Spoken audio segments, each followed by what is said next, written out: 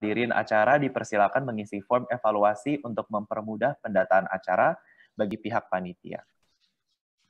Kami mengundang Kak Indira Simanjuntak selaku Research Assistant dari CSIS untuk memoderatori panelis-panelis kami. Waktu kami persilakan. Selamat pagi untuk Ibu Novi Jenar dan untuk Pak Yose serta Ibu Erika dan teman-teman lain dari Prasetya Mulia serta para peserta acara kita hari ini. Perkenalkan, saya Indira, seperti tadi sudah diperkenalkan oleh MC. Sekarang kita akan memulai sesi 1 dengan tema daya dukung atau carrying capacity lingkungan pada masa COVID-19 dan post-pandemi COVID-19. Saya akan memperkenalkan pembicara kita pada hari ini, yaitu yang pertama ada Ibu Pande Nyoman Laksmi Kusumawati. Beliau ini PhD dari University of Groningen di Belanda. Sekarang beliau menjabat sebagai Acting Director for Trade, Investment, and International Economic Operation di Bappenas. Beliau ini spesialisasi di bidang investment, FDI, dan tentunya makroekonomi. Pembicara kedua kita ada Bapak Reda Widarsyah. Beliau ini adalah doctoral student di Purdue University, Amerika Serikat. Beliau ini juga merupakan faculty member tourism di Universitas Prasetya Mulia. Dan tentunya Pak Reda ini sangat mengerti hospitality karena pengalamannya banyak sekali, terutama di Caesars Palace. Dan terakhir, pembicara ketiga kita adalah Mas Rifki Adiasa. Mas Rifki ini adalah lulusan dari University of South Australia. Dan sekarang bekerja di tiket.com sebagai Culture and Engagement Associate Manager.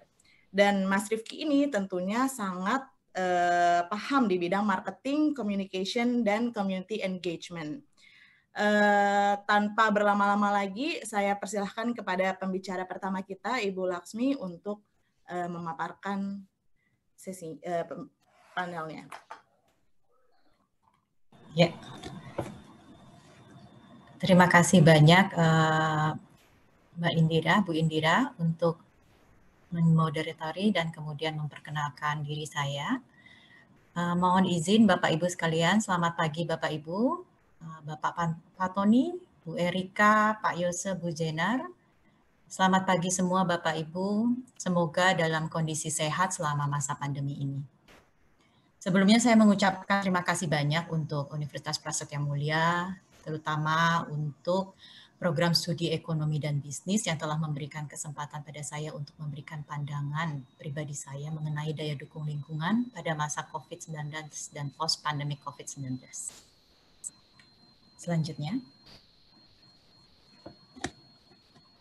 presentasi saya ini akan dibagi menjadi 5 bagian. Pertama adalah perkembangan wabah COVID-19 di dunia dan di Indonesia, kemudian bagaimana dampak pandemi COVID terhadap perekonomian Indonesia, bagaimana hubungan antara pandemi COVID-19 dan kualitas lingkungan di Indonesia dan juga di dunia, serta peran institusi dalam pembangunan berkelanjutan dengan mengambil studi kasus pariwisata Bali.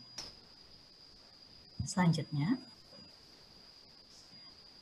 bagaimana perkembangan wabah COVID-19 di dunia dan di Indonesia? Pada slide selanjutnya kita bisa lihat bahwa, selanjutnya, mohon izin.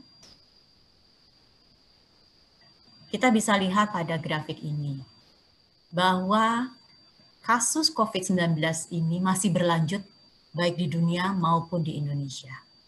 Kita lihat bagaimana Amerika, USA, itu memiliki total kasus COVID tertinggi pada bulan Juni, tanggal 22 Juni 2020 ini, sebesar sekitar 2,3 juta kasus, dengan tingkat kematian, total kematian juga tertinggi, sekitar 122.000. Untuk posisi kedua itu ada Brazil.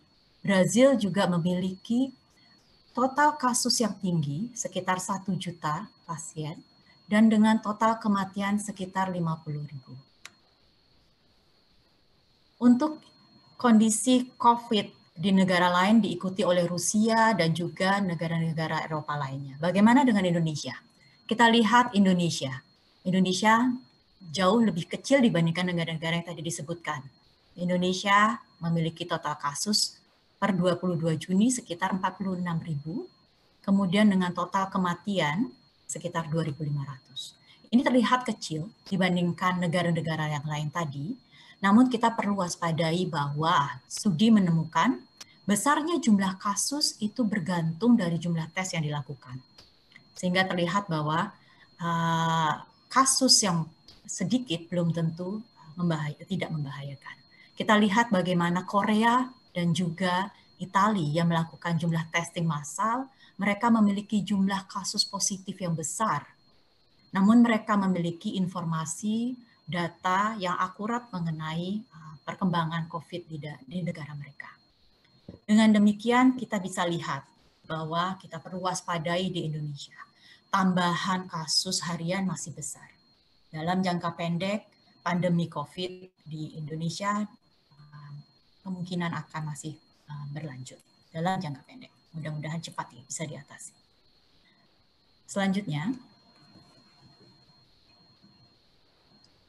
apabila kita melihat persebaran kasus COVID-19 di Indonesia, kita lihat bahwa kasus COVID-19 ini banyak di Pulau Jawa, di Provinsi Jakarta dan juga Jawa Timur terutama. Namun demikian kita perlu waspadai juga bahwa dilihat dari pertumbuhannya, ternyata pertumbuhan kasus COVID-19 ini tidak hanya besar di Jawa, tapi mulai bergerak di luar Jawa. Kita bisa lihat di sini ada daerah-daerah sudah mulai meningkat kasus COVID-nya. Inilah yang harus diwaspadai dan perlu diperhatikan. Selanjutnya, bagaimana sebenarnya dampak pandemi COVID ini terhadap perekonomian Indonesia?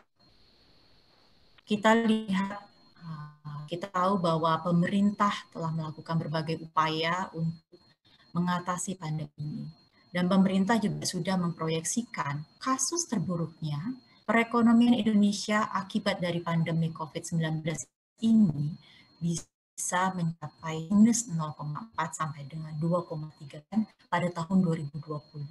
Ini artinya ada kemungkinan Indonesia mengalami resesi atau krisis ekonomi untuk tahun 2020. Selanjutnya.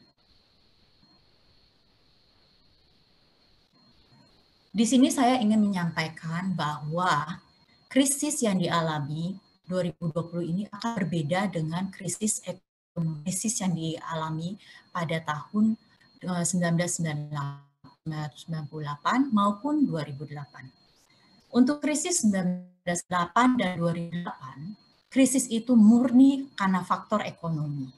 Kita bisa lihat di sini bahwa krisis tahun 1998 dimulai dengan adanya krisis terhadap nilai tukar rupiah terhadap US dollar. Harga-harga pada saat itu melonjak tinggi, tingkat suku bunga meningkat, dan kinerja perbankan mengalami memburuk pada saat itu. Kita ingat bahwa ada sekitar 16 bank mengalami likuidasi.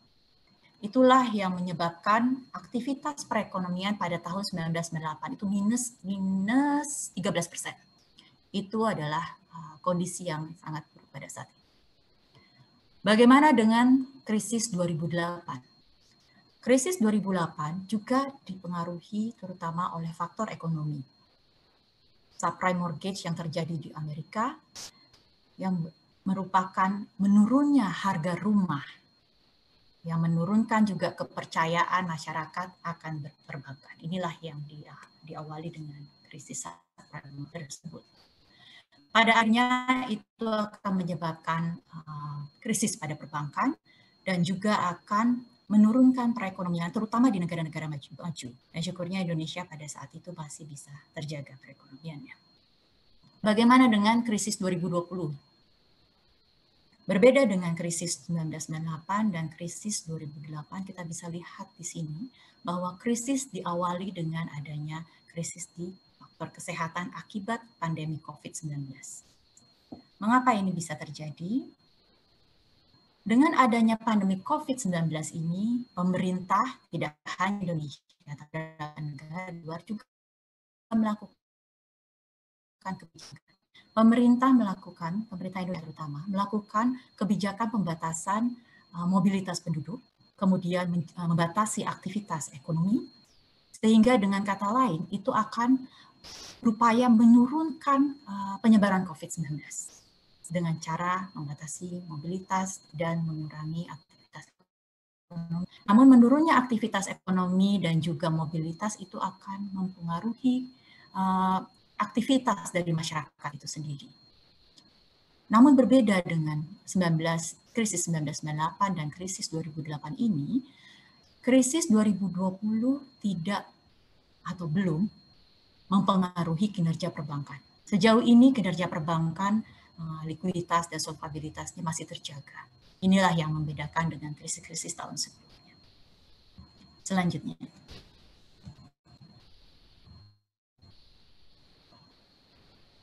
Halo? Ya, terima kasih. Seperti sudah disampaikan sebelumnya bahwa ada kebijakan pemerintah membatasi mobilitas penduduk, aktivitas ekonomi. Ada pasar-pasar yang akan diuntungkan dan ada juga pasar yang tidak diuntungkan.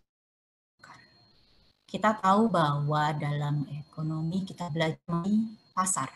Adanya pertemuan antara pembeli dan penjual untuk melakukan transaksi baik secara langsung maupun tidak langsung.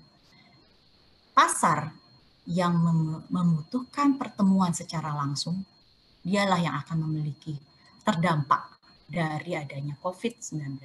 Sedangkan pasar yang tidak membutuhkan pertemuan secara langsung, bisa dilakukan secara online, itu akan mendapat manfaat dengan adanya kondisi sekarang. Tumbuh positif bahkan lebih tinggi daripada tahun sebelumnya. Sektor-sektor apa saja sih yang akan dipengaruhi dan yang diuntungkan dan dirugikan? Kita mulai dari yang dirugikan terlebih dahulu. Kita lihat di sini konstruksi, ini adalah tabel publikasi BPS. Triwulan 1 2020, kita lihat di sini bahwa konstruksi, perdagangan besar dan eceran, transportasi dan pergudangan, penyediaan akomodasi dan makan minum, ini mengalami penurunan. Seperti sudah disampaikan, ini adalah sektor-sektor yang membutuhkan interaksi secara langsung. Ini adalah sektor-sektor yang menjadi bagian dari sektor pariwisata. Jadi pariwisata terdampak dari adanya COVID-19 ini. Sebagai contoh, saya ingin berlibur ke Bali, menikmati Pantai Sanur, menikmati Pantai Kuta. Saya tidak bisa menikmati itu semua melalui YouTube. Saya tidak bisa menikmati itu semua hanya dengan foto. Jadi saya harus pergi ke sana, harus ke Bali, harus ke Pantai Sanur, harus ke Kuta untuk bisa menikmati wisata-wisata tersebut. Namun karena adanya pembatasan mobilitas dan juga aktivitas, saya tidak dapat ke sana. Maka sektor-sektor tersebut mengalami penurunan pertumbuhan. Bagaimana dengan sektor lainnya? Sektor yang mengalami pertumbuhan itu adalah sektor-sektor yang bisa tidak secara langsung harus bertemu. Sebagai contoh di sini adalah sektor informasi dan komunikasi, jasa keuangan, asuransi, pendidikan, kesehatan mengalami peningkatan. Sektor informasi, kita tahu bahwa sekarang kita kenal adanya pembatasan, tidak boleh keluar, bekerja dari rumah, work from home, belajar dari rumah, study from home. Jadi kita aktivitas-aktivitas tersebut dengan menggunakan sektor informasi dan komunikasi. Oleh karena itu, maka sektor informasi dan komunikasi masih mengalami peningkatan. Untuk jasa kesehatan, wajar pada saat pandemik 19 ini, COVID-19, penanganan untuk pandemi itu sangat penting. Maka jasa dari kesehatan, rumah sakit, jasa farmasi, jasa dari dokter itu juga itu akan dibutuhkan. Dan inilah mengapa alasan jasa kesehatan masih tumbuh pada triwulan 1 2020 dibandingkan tahun 2019 pada triwulan yang sama. Kemudian untuk sektor lainnya, sektor pendidikan dan jasa keuangan seperti sudah disampaikan juga mengalami peningkatan. Selanjutnya,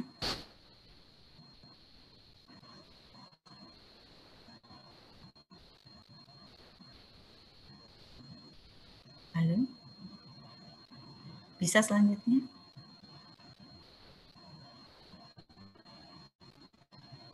Ya. Sebagaimana disampaikan sebelumnya bahwa kebijakan pembatasan mobilitas dan juga aktivitas ekonomi juga mempengaruhi sisi pengeluaran dari perekonomian. Apabila kita lihat di sini, maka yang terdampak itu adalah konsumsi rumah tangga dan juga investasi yang mengalami penurunan. Selanjutnya.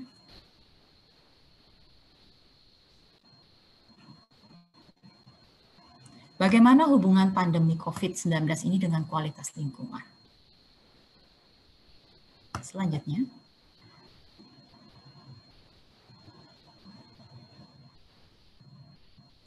Apabila kita lihat hubungan kualitas lingkungan akibat dari pandemi, ini menarik sekali.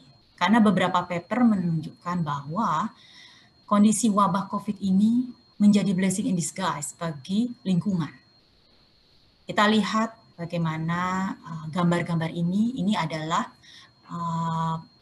kadar nitrogen dioksida pada negara-negara yang terkena COVID, diperoleh dari NASA dan juga ESA, European Space Agency. Sebagai contoh adalah di Cina. Kita lihat di Cina pada bulan Februari 2020, kadar NO2 menurun atau hilang sama sekali. Kuningnya, yang warna kuning itu adalah kadar NO2. Ini kita lihat bahwa Cina, Wuhan, terkena dampak pandemi COVID pada bulan Desember 2019 dan mulai pertengahan Januari melakukan lockdown. Jadi dapat kita lihat bahwa COVID-19 memberi dampak positif pada kualitas udara di Wuhan, Cina. Begitu juga dengan negara lain, Prancis, Italia, Spanyol, ditemukan bahwa rata-rata sekitar 20-30% kadar NO2 di ketiga negara itu menurun pada masa COVID dibandingkan dengan sebelum COVID dan sebelum mereka melakukan lockdown. Inilah blessing in disguise bagi kualitas lingkungan di masa COVID. Selanjutnya.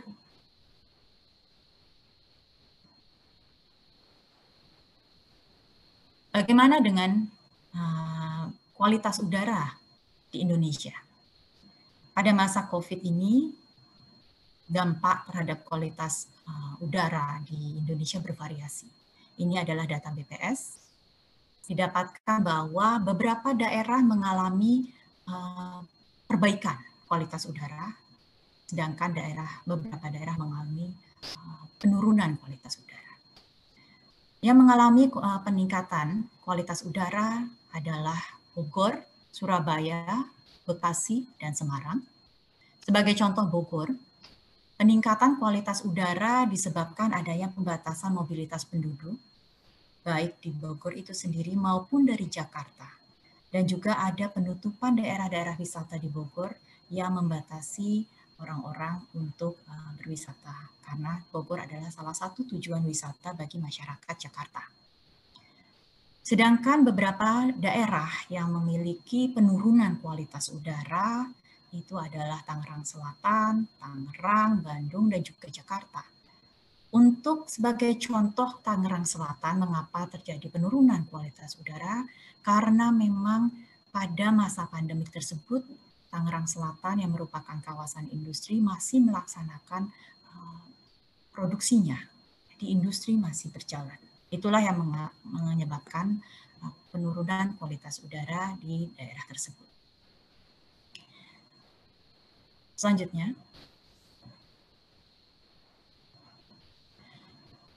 kita lihat bahwa kualitas lingkungan, blessing in disguise, dari adanya COVID-19 ini hanya bersifat sementara. Namun kita bisa mendapat pelajaran bahwa ini momentum yang tepat untuk kita memperhatikan kualitas lingkungan. Kualitas lingkungan itu sangat penting. Kita harus tidak boros menggunakan energi. Kita juga mengembangkan potensi energi terbarukan dan juga menjaga pola hidup sehat. Itu adalah pembelajaran yang dapat kita dapat dari adanya COVID-19 ini. Namun untuk bisa membuat perekonomian ini sustainable dalam jangka panjang, maka dibutuhkan berbagai macam kebijakan. Selanjutnya.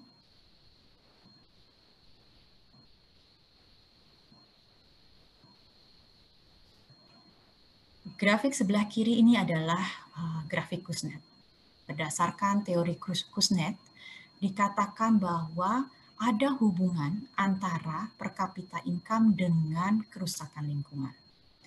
Terdapat titik optimum, turning point, di mana setelah turning point ini, peningkatan pendapatan per kapita akan menurunkan kerusakan lingkungan. Inilah yang menjadi alasan mengapa negara-negara maju lebih memperhatikan lingkungan dibandingkan negara-negara berkembang. Kebijakan yang dibutuhkan untuk sustainable, apa itu sustainable? Yaitu aktivitas ekonomi meningkat dengan menjaga kualitas lingkungan. Kita bisa lihat di sebelah kanan bahwa adik-adik di Prasetya Mulia juga sudah mengetahui bahwa ada equilibrium pasar dan juga ada equilibrium sosial. Biasanya kita belajar bahwa titik equilibrium quantity dicapai apabila supply sama dengan demand. Namun kelemahan teori tersebut tidak memasukkan, tidak mengconsider adanya eksternalitas negatif yang ditimbulkan oleh kegiatan produksi oleh industri. Jadi apabila perusahaan atau industri mempertimbangkan eksternalitas negatif ini, maka kegiatan produksi menggeser supply kurva supply bergeser ke kiri dan menurunkan jumlah kuantiti produksi yang dengan mempertimbangkan eksternalitas negatif ini. Ada beberapa cara untuk menggeser kurva tersebut, antara lain dengan melakukan standar kesehatan, dengan menerapkan standar emisi, dengan menerapkan teknologi yang pro-green, kemudian memberikan pajak, dan juga memberikan insentif bagi industri-industri yang dapat menjalankan dan dapat memelihara lingkungan sekitarnya. Selanjutnya.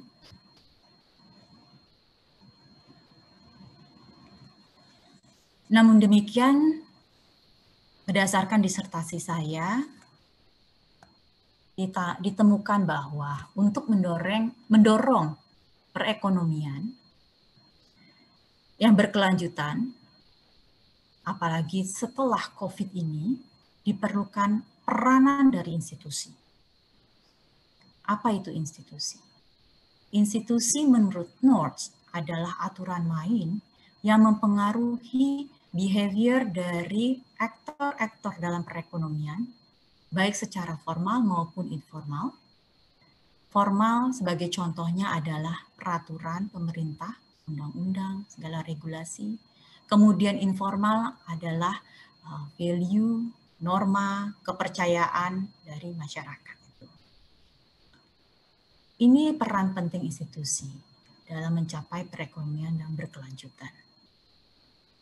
Dengan adanya institusi ini, kita melihat bahwa informal dan formal memiliki interaksi.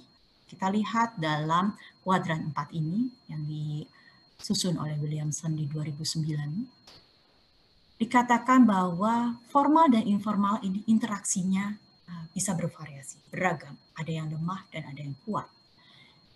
Yang kita harapkan adalah adanya informal institutions dan formal institution yang kuat yang dapat mendorong perekonomian berkelanjutan. Nanti akan saya berikan contoh di mana institusi formal dan informal yang kuat dan bagaimana bahkan informal institution tersebut dapat diadopsi menjadi formal oleh pemerintah di daerah tersebut. Selanjutnya, studi kasus contoh dari adanya interaksi formal dan informal yang kuat itu ada dalam studi kasus saya. Adalah daerah di mana saya berasal terkait dengan pariwisata Bali. Masyarakat Bali memiliki nilai yang disebut sebagai Trihita Karana. Tri artinya 3, hita artinya adalah kebahagiaan, karana adalah penyebab. Jadi Trihita Karana adalah 3 penyebab yang dapat memberikan kebahagiaan dengan cara menjaga hubungan manusia dengan Tuhan, manusia dengan manusia, dan juga manusia dengan lingkungannya. Interaksi ketiga faktor inilah yang dapat mengembangkan sektor pariwisata berkelanjutan. Sebagai contoh adalah di Nusa Dua. Disertasi saya di Nusa Dua, ditemukan bahwa hotel-hotel di kawasan Nusa Dua tersebut menerapkan penanganan limbah sesuai dengan standar berlaku. Selain itu, hotel juga memperhatikan lingkungan sekitar masyarakatnya dengan cara memperhatikan budaya-budaya masyarakatnya. Oke, contoh kawasan sakral dilindungi, kawasan suci pura dijaga. Untuk lingkungan, pohon-pohon yang berhubungan dengan sakral seperti pohon beringin, juga pohon kelapa, dilestarikan dan juga disucikan. Semua hal itu mendorong bagaimana pariwisata di daerah tersebut dapat berlanjut dan berlestari dengan menjaga kualitas lingkungan sekitarnya. Selain itu juga dijaga adanya hubungan manusia dengan manusia dan diharapkan dengan adanya pariwisata di suatu daerah dan terutama di Bali sebagai contohnya dapat memberikan manfaat kepada masyarakat sekitarnya. Contohnya di Nusa Dua ini, masyarakat dipekerjakan, mendominasi sebagai pekerja di daerah Nusa Dua. Selain itu, pemerintah juga mengadopsi konsep Trihita Karana ini di dalam perencanaan pembangunannya.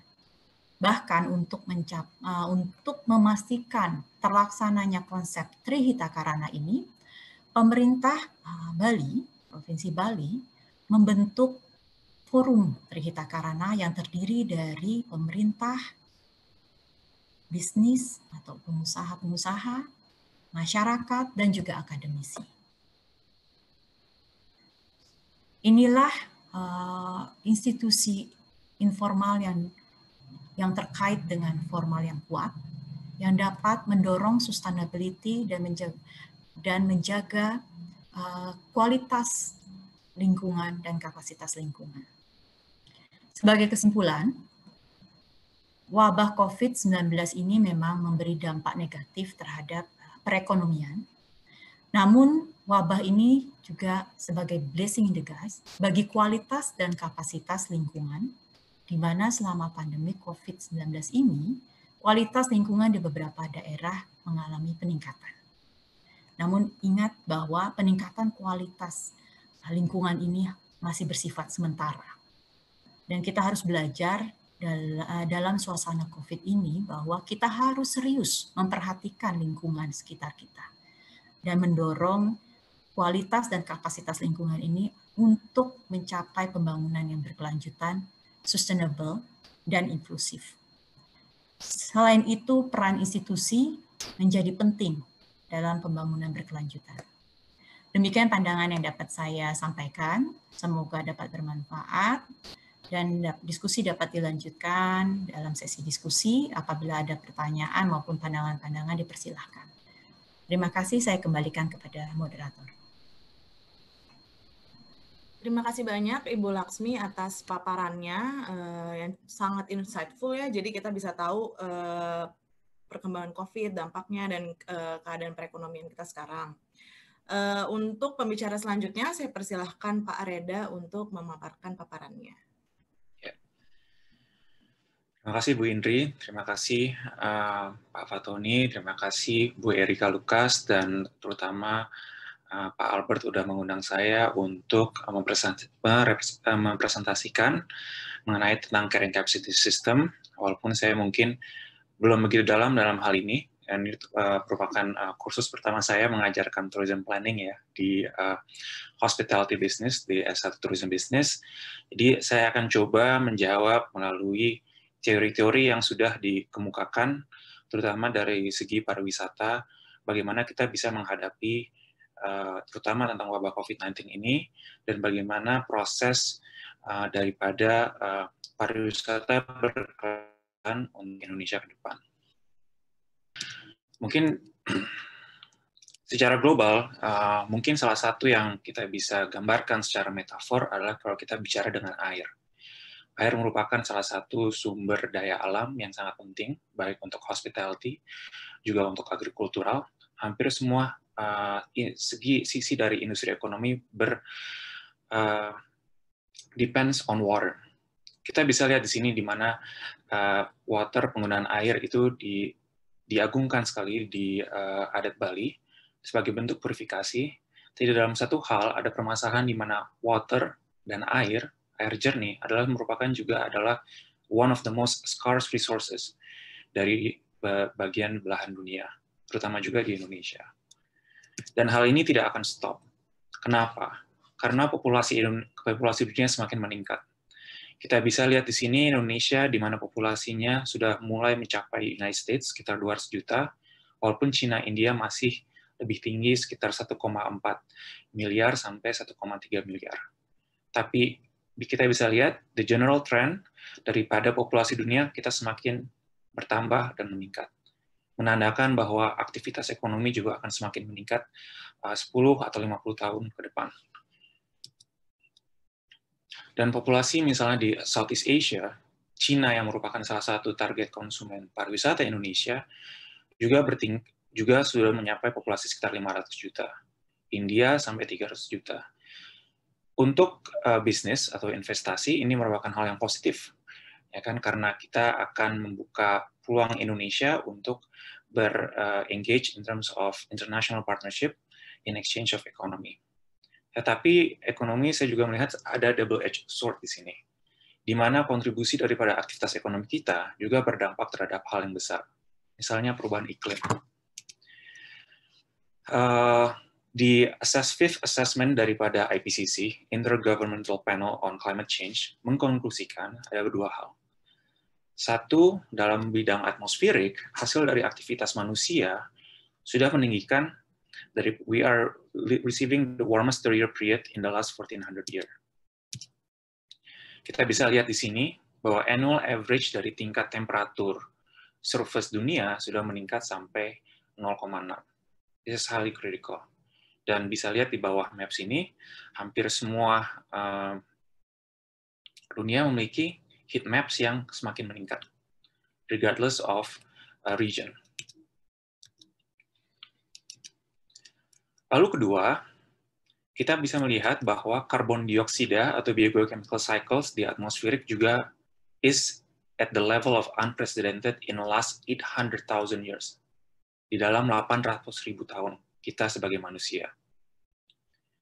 Karbon dioksida sudah meningkat sekitar 40% dari pre-industrial times, dan fossil fuel emission dan secondary from net land use di ocean sudah absorb sekitar 30% dari anthropogenic carbon dioxide. Nah, mungkin saya emphasis di sini. Ada term yang mungkin kalau kalian baca climate change report itu banyak sekali. Jadi ada term namanya anthropogenic pollution atau anthropogenic carbon dioxide adalah polusi-polusi yang diakibatkan oleh manusia. Jadi kita bisa lihat di sini, atmosferik dari karbon dioksida semakin meningkat, dari ppm 950 sekitar 310, sekarang sampai 400. Dan dampak ini adalah dampak global yang sifatnya sistemik, bukan hanya ada di Indonesia, tapi juga ada di dunia secara keseluruhan. Karbon dioksida berdasarkan emisi juga kita bisa lihat semakin meningkat. Total anthropogenic in terms of pollution is also increasing. Dan konklusi mereka, D3, melihat bahwa human influence has been detected in warming of atmospheric and the ocean in changes of global water cycle, sun and ice, sea level rises, sama climate extreme. Jadi konklusi mereka yang mungkin sekarang juga menjadi perdebatan adalah bahwa it's extremely likely that human influence has been a dominant cause of observed warming since the mid-20th century. Walaupun dengan adanya pandemi COVID-19 ini juga ada pandemi yang sangat besar dan juga mengakibatkan in terms of our existential being, terutama di dunia. Bapak Ibu, kita bisa lihat di sini, ini adalah beberapa model yang dilakukan oleh IPCC dari beberapa belahan dunia.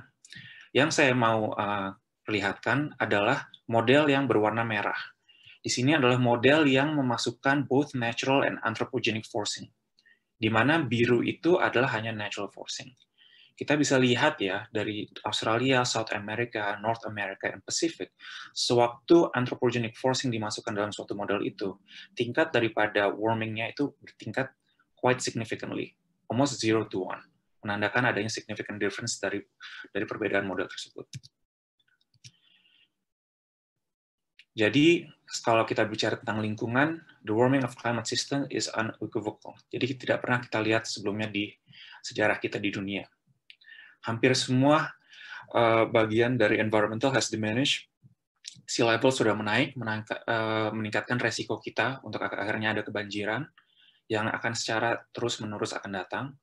Greenhouses have increased, so increasing warmer climate, terutama kalau misalnya kita bicara tentang agrikultural, itu akan meningkatkan tingkat musim kemarau yang akan berdampak terhadap agricultural system kita dan kesiapan kita dalam bahan pangan.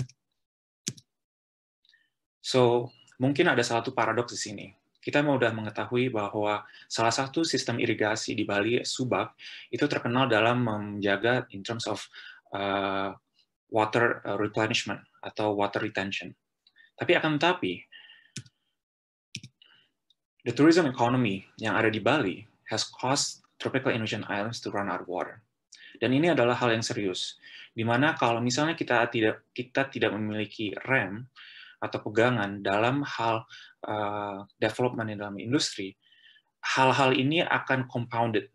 Jadi ada climate change yang sifatnya compounded to agricultural system, tapi juga ada economic activity in terms of our pariwisata, tourism industry, yang will compound the total effect of this climate change. Karena semuanya juga menyebabkan oleh manusia. So ini ada quote saya ambil ya dari Ben Bali. It's really interesting quote. By the end of 2019, Bali has roughly 5,000 hotels, 100,000 hotel rooms. By contrast, there are only 730 Balinese villages. Nah, ini jadi pertimbangan besar, di mana sewaktu when we have uncontrolled development growth, akan adanya ketimpangan dalam suatu sistem tersebut. Dan ini akan menjadi emphasis saya untuk ke depan, apakah sistem perekonomian kita robust enough to handle the stress yang diakibatkan oleh kita sendiri, yang diakibatkan oleh kebijakan kita sendiri. Nah, mungkin saya mulai dengan the tourism system. Banyak kali kalau kita bicara pariwisata, permasalahan yang mungkin saya juga sebagai orang awam, kita tidak mengerti bagaimana sih dinamika pariwisata itu. So how is the activities being represented?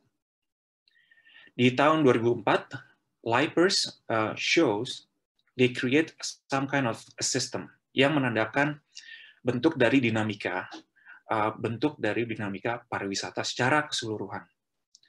So, saya akan menjelaskan secara singkat.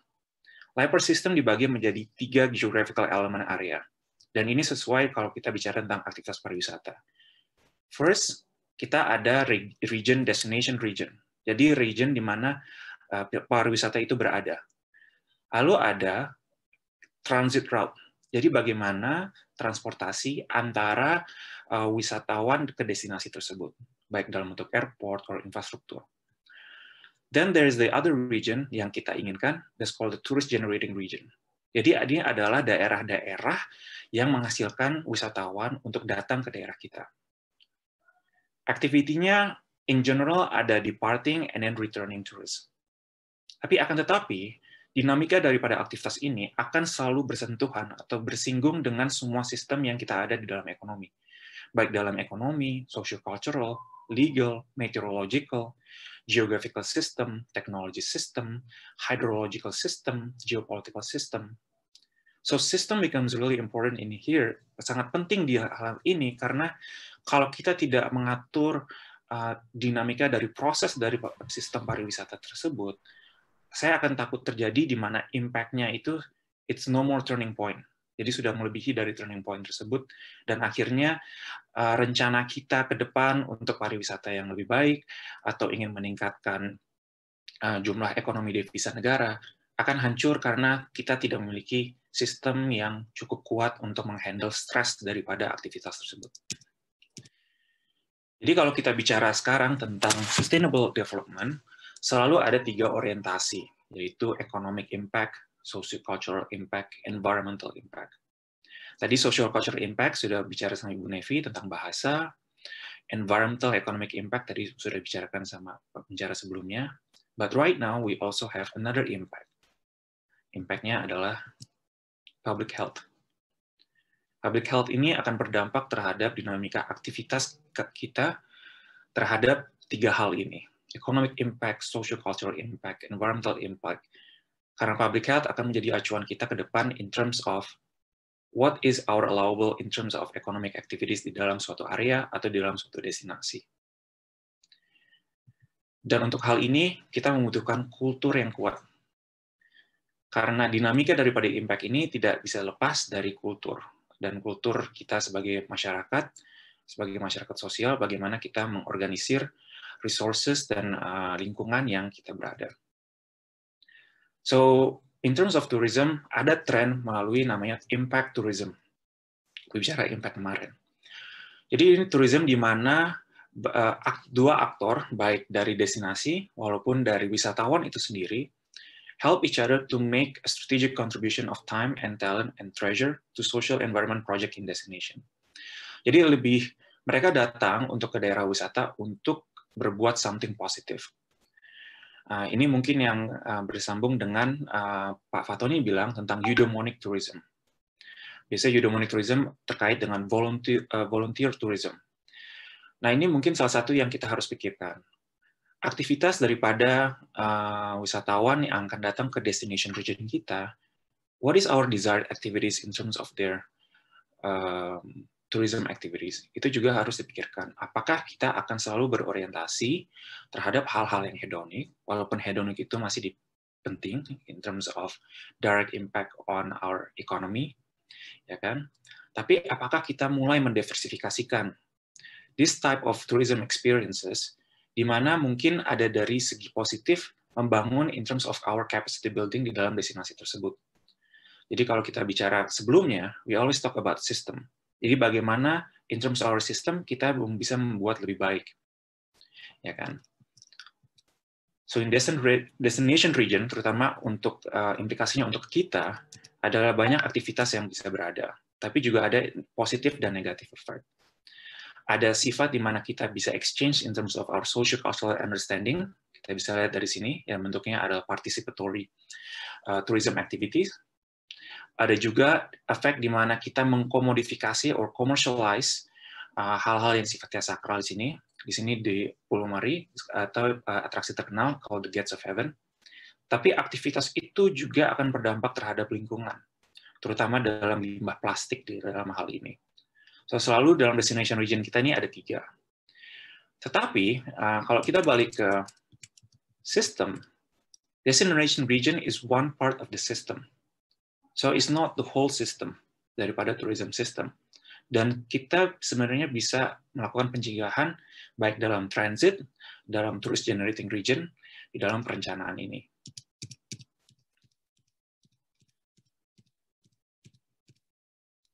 So the tourism system really is our Intel processor ya. Bagaimana kita berinteraksi. This is how we organize our aktivitas. Apakah kita akan melindungi in terms of conservation, atau kita akan juga hanya fokus terhadap commercialization, so in terms of our hedonic purpose. Dan disinilah dimana tujuan tourism system untuk menyeimbangi dua kepentingan tersebut. So kalau kita bicara tentang sustainable tourism, UNWTO berbicara about tourism that takes full account of its current and future economical, social, environmental impacts, addressing the needs of visitors, the industry, environment, and host communities. Jadi kita harus bersigap yang lebih future-oriented dan bisa mengukur bagaimana in terms of our economic, social, and environmental impact. Bagaimana kita address needs of visitors, industry, environment, and host communities. Nah ini mungkin secara definisi, it's really good feel definition.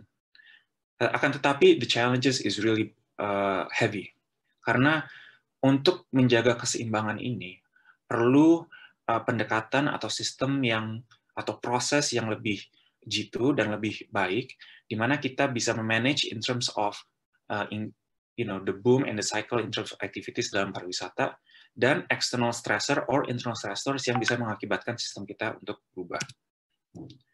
So at first, sebelum sustainable tourism ini, in the 80s, ya kan, in the 90s, ada the idea of carrying capacity. Sebenarnya carrying capacity, kalau bisa ditanya siapa sih pakarnya dalam carrying capacity, you can ask agricultural, because agricultural bermulai dari lingkungan. Dari situ lingkungan melihat dari produktivitas dari suatu tanah, dan apa yang membutuhkan sehingga tanah itu berjalan secara nutrients, ya kan, untuk selalu memberikan kestabilan pangan dalam suatu komunitas. The same thing applies here in terms of tourism. Di mana tourism memiliki peran penting dalam suatu komunitas, we have to think about its carrying capacity in terms of its soil. Gitu. Bagaimana kita menjaga suatu aktivitas ini selalu berdampak positif, in the same way we have mitigasi hal-hal yang sifatnya negatif. Jadi the challenge of carrying capacity, kalau misalnya dalam definisi pariwisata, is how much activities are acceptable, or in simply how much is too much. Dan ini merupakan hal yang agak sulit ya dalam pengukuran, tapi bukan impossible. Jadi daripada saya mengacu dalam pengukuran, saya akan mengacu dalam bagaimana sih proses yang sebelumnya mereka kembangkan. Kemarin tadi Ibu Padma sudah bicara secara besar. Tapi mungkin mengapa sih carrying capacity ini sangat important dan apa dampaknya COVID-19? Pertama, semua destinasi memiliki kapasitas. Kapasitas di mana they either reach to a peak point yang akhirnya akan decline or immediate decline, atau dia bisa manage growth tersebut sehingga mereka stabil sifat in terms of our activities dan juga bisa reduce growth. Jadi memberikan activities yang dampaknya jauh lebih banyak, tapi the number of people atau the number of frequencies is less. Tadi Pak Tony bilang, apa sih tipe-tipe experience atau return of value yang kita dapat dari pariwisata? Nah, salah satunya ini. Kenapa ini menjadi penting? Karena as an activity, as a pariwisata, we are operating at some type of capacity level. Dan sekarang, aktivitas itu pun akan berdampak terhadap healthcare, di mana concern-nya bukan lagi permasalahan dampak environment, juga environment, social cultural, atau will be less risk. Now it's high risk activities, di mana dampaknya itu terdapat dalam bentuk death atau kematian atau infeksi secara itu. Makanya ada dua kapasitas di sini yang harus kita pikirkan dan mungkin ini juga menjadi insight buat COVID-19. When we think about pariwisata, kita bicara tentang aset ada di pariwisata. But right now, yang sangat critical is we have to think about apakah our healthcare system has the capacity to absorb activities that is happening in the economy atau tidak. Karena if the healthcare system cannot handle it, ada permasalahan di mana tingkat kematian atau tingkat kasus akan selalu meningkat, tapi juga uncertainties will certainly increase gitu. Di mana aktivitas ekonomi akan berdampak terhadap itu. Dan ini mungkin menjadi panduan ke depan, di mana dalam COVID-19, going forward, we need to really think in terms of healthcare kita siap tidak untuk memanage aktivitas yang akan kita lakukan dalam bentuk pariwisata ini. So in terms of carrying capacity, simply, metaphorically, think about the sponge. there is good and bad sponge. Kalau a good sponge, you always clean, dia bisa mengabsorpsi suatu air. Air itu kita representasikan sebagai stress. Then if you squeeze it, the stress goes out. Dan juga dengan economic activities. Tapi kalau kita tidak memiliki carrying capacity management atau zoning atau sustainability plan, what happen is effectiveness, bukannya sistem itu tidak ada, tapi effectiveness dari sistem itu tidak lagi ampuh, di mana sampai akhirnya mereka akan dibuang. So it's waste. Ada dua pendekatan yang saya waktu riset tentang bagaimana in terms of carrying capacity management. Jadi carrying capacity mungkin di sini lebih dalam tepat pengukuran. Dan pengukuran ini bukan hal yang mudah kalau kita bicara tadi impact ya, in terms of sustainable tourism. In terms of how do we measure three aspect itu. Jadi gimana measure environment, how do we measure socio-cultural, and bagaimana kita bisa mengukur dari sisi economical, so political economical bagaimana. Tapi mudah-mudahan walaupun ini datang dari National Park System, dari sisi environment, ini bisa membantu Bapak Ibu untuk berbrainstorming dan mengembangkan kira-kira kalau kita ingin menempatkan carrying capacity management di destinasi pariwisata kita, dalam ekonomi kita itu bagaimana. So, semua hal dimulai dengan management objektif. Jadi apa sih yang kita inginkan daripada experience visitor itu? Dan bagaimana in terms of the degree of our resource protection. So resource protection di sini walaupun dalam environment kita bisa ekstensikan dalam bentuk socio-cultural, political economical, or environment itself. Dari situ hal yang sangat penting karena ini dalam bentuk monitoring, bagaimana kita mengukur in terms of the quality of that, ya kan? Nah ini mungkin yang menjadi hal yang agak sulit karena we need to have some kind of specific measurable variables yang bisa menjelaskan the essence of our management objective. Atau paling tidak proxies, so approximation daripada objektif tersebut. Kalau tadi Bu Nevi bicara bahasa, bagaimana kita mengukur kualitas kultural bahasa di Indonesia gitu? Apakah itu bisa diukur dari sisi kuantitatif atau selalu ada pengukuran dalam sisi kualitatif dalam hal itu? So VRP yang di-develop waktu itu ada 9 proses. Pertama, kita kembangkan dulu sebuah project team. So, institusi sudah ada. We must involve the public into the project karena akhirnya publik lah yang memiliki stakeholder atau stakes in terms of our pariwisata. Develop clear statement, significance, tema-tema yang interpretatif, dan melihat important resources yang ada di park tersebut. Nah, kalau di pariwisata, we need to create some kind of resource and stakeholder mapping untuk hal ini. Jadi dinamika dari sistem itu kita mulai map. Lalu kita melihat zoning. Nah ini mungkin yang sangat interesting ya dari carrying capacity. Kalau carrying capacity measure, kita harus melihat dari in terms of zoning. Apakah zona-zona yang kritikal di sini? Semacam dengan sekarang dengan COVID-19, Indonesia atau pemerintah menetapkan zona-zona yang kritikal. Baik zona merah, zona hijau, zona kuning, tapi juga mungkin melihat dari kepentingan dari zona tersebut. Misalnya Jakarta, itu memiliki, they have a geographical criticality in terms of our economic activities. Lalu kita lihat dari zona yang kita sudah pisahkan, or classified, in terms of our potential management zone. Bagaimana sih kita manage zone-zone tersebut. Lalu kita lihat alternatifnya, and then we create apa sih indikator-indikator dari kualitas yang associated with standard in each zone. Jadi kita mulai dari tadi desirable, lalu kita mulai dari zona-zona, jadi lokasinya di mana, lalu kita apply standards kita yang kita inginkan, and then over time, this is what we do, it's called monitoring, yaitu kita meng-compare our desired and realized conditions, dan bagaimana kita sebagai strategi management untuk address discrepancy ini. So when we talk about carrying capacity management, atau carrying capacity, orang selalu bicara tentang indikator, nilai, but it's really not about that. Karena the outcome is all about how can we get the best outcome daripada proses yang telah kita assemble.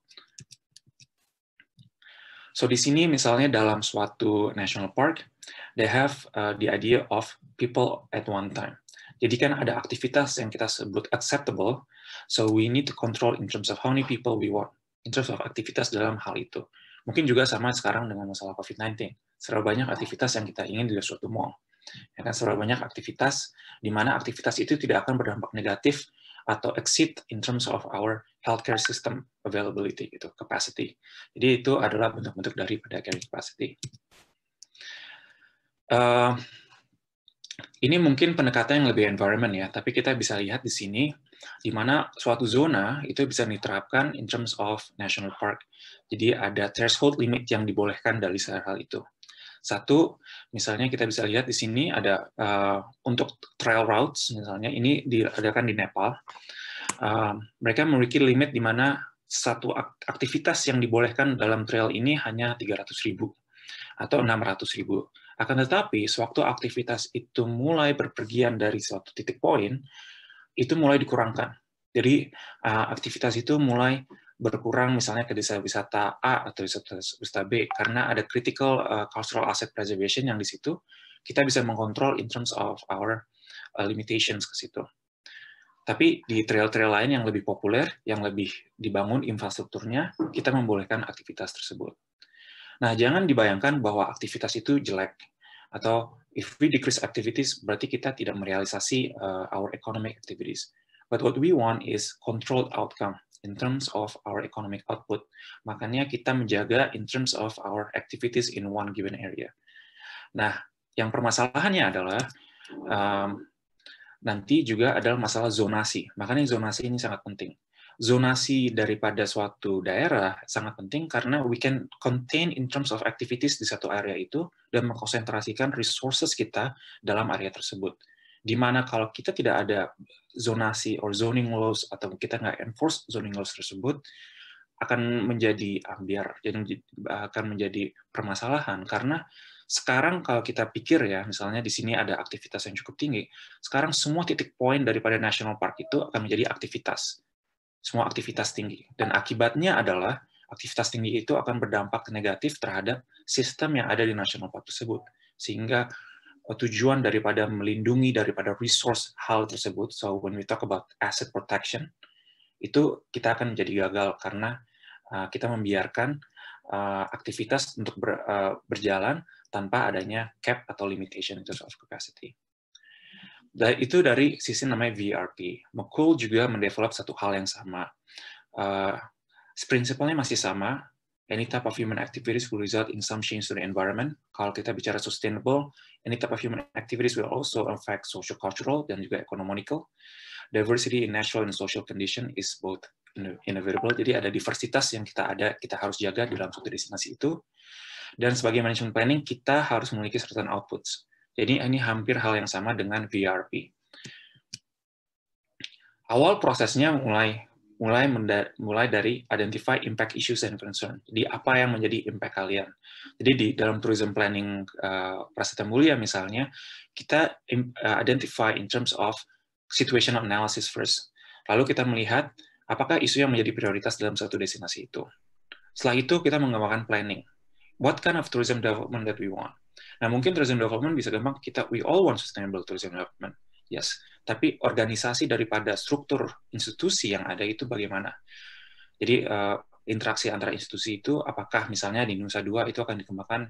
Nusa Dua is probably one of the best example in terms of integrated tourism development yang dikembangkan oleh ITDC. Lalu kira-kira indikator kualitinya apa? Nah, ini mungkin yang menjadi agak kesulitan karena sebagai pariwisata kita ingin mengetahui quality indikatornya apa. Ada yang mulai merangkum hal itu, misalnya di Travel and Tourism Report, the examine 5 aspek dari hal itu. Tapi juga tergantung daripada impact dari issues tersebut, kira-kira quality indikator apa yang kita inginkan? Apakah social cultural itu harus dijaga? Terutama misalnya di daerah Jawa atau daerah-daerah di mana adat itu menjadi hal yang prioritas. Jadi penjagaan adat itu merupakan cultural asset yang sangat penting, dan sehingga kita ingin menekankan bahwa indikator-indikator pendekatan tentang kekuatan adat itu menjadi penting. Jadi kalau ada keresahan di situ, itu menjadikan kegagalan untuk kita. Dan yang keempat, kita mulai inventory. Jadi sebagai dinas pariwisata atau pemerintahan, kita mulai inventory apa sih existing resource dan kondisi sosial yang ada di situ. Dan kita mulai apply standards. Standards tergantung daripada situasi sendiri. Kalau secara global, we always have a sustainable development goals atau SDG. Jadi kita bisa merujuk ke sana. And then we start developing zone. Dan zone development itu lebih daripada aktivitas capacity, melihat daripada constraint, resource, sama social condition yang ada. Jadi tidak semua daerah itu diperbolehkan, it's open in terms of human activities, karena kita mengetahui bahwa human activities is a double-edged sword activities, di mana ada positif dan negatif. Jadi we try to conserve area di mana mungkin destinasi itu. Kebetulan waktunya sudah habis. Mohon maaf, iya, waktunya sudah habis, Pak. Jadi kalau bisa iya, poin-poinnya aja. Oke. Well, basically untuk saya tujuannya adalah bahwa in terms of management sustainability, kita bisa melihat dari sistem, di mana kita bisa melakukan intervensi bukan hanya dalam destinasi, tapi juga dalam transit and tourist generating region. Jadi kalau kita menginginkan pariwisata yang sistem berkelanjutan ke depannya, we really have to think about, kita harus berpikir bagaimana kita mengorganisasi suatu sistem tersebut. Itu aja, Bu.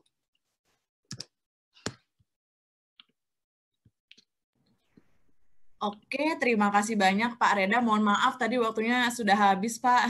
Jadi terpaksa kita harus sudahi. Padahal sangat insightful ya ini tentang carrying capacity dari lingkungan dan bagaimana cara-cara kita untuk menjaga sustainability dari lingkungan kita. Tanpa berlama-lama lagi, saya persilahkan kepada Mas Rifki Adiasa selaku pembicara terakhir kita untuk memulai paparannya.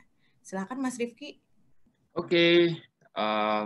Selamat siang, terima kasih atas waktunya. Aku langsung masuk aja ke materiku. Ini ada bisa lihat kan ya?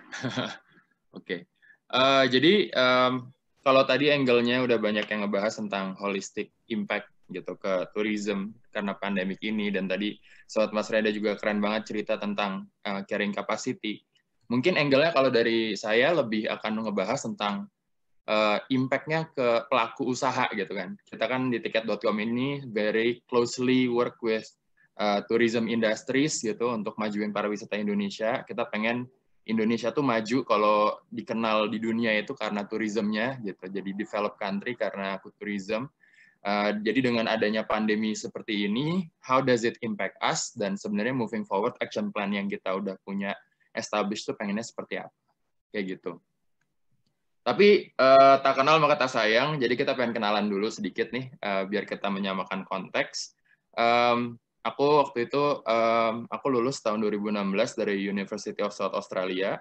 Waktu itu kuliahnya Marketing Communications, major di Consumer Psychology, dan sebelumnya juga SMA di Canberra. Jadi waktu itu sering juga ke Sydney, kayak gitu. Nah, dan dari dulu tuh emang sukanya traveling ya, gitu. I'm just simply a super avid travel junkie. Aku udah cover 500.000 kilometer of the globe, gitu. Aku senang solo traveling dan belajar culture lah dari sudut pandang manusia lain, gitu. Jadi lulus kuliah, aku tuh kerja sebagai digital marketing strategist di TED Talk. Dan disitulah aku mulai fall in love sama HR. Karena di situ aku benar-benar ngelihat, wah creativity itu bisa benar-benar bikin momen, bisa change people perception ya, gitu. Alhasil, pulang ke Indonesia, masuk jadi employer branding dan communications coordinator waktu itu di Danone.